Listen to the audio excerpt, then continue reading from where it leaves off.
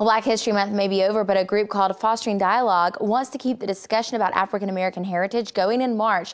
They have got an event happening this week, and here to tell us more about it is Meredith Bagley of Fostering Dialogue. Thanks for being with us today. You're welcome. Thanks for having me on.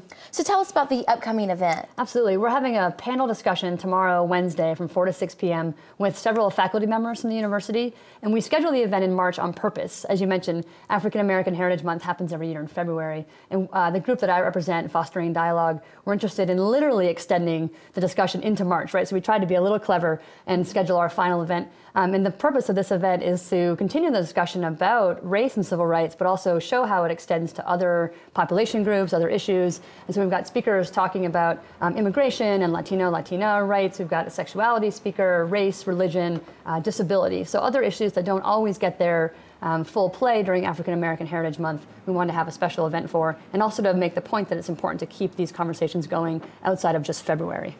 And why is it important to have an event like this, like Still Talking?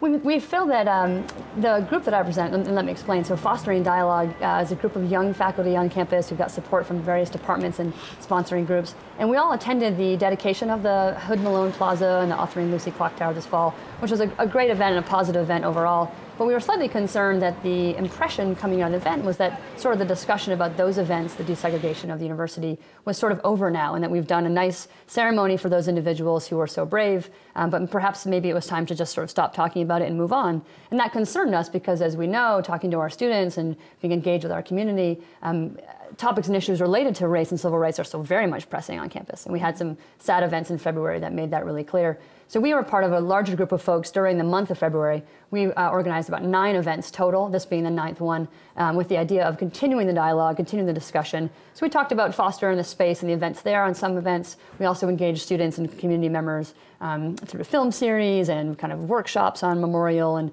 voice and things like that to physically sort of embody that we need to keep talking about it and not just in the certain moments or times.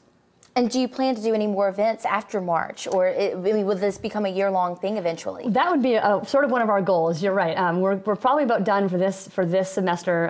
We're looking though for next fall, when there's the anniversary of the dedication, to use that as an occasion to bring things up. We had a great event a couple weeks ago, and I was hoping to show one piece if that's possible. Sure. With the cameras.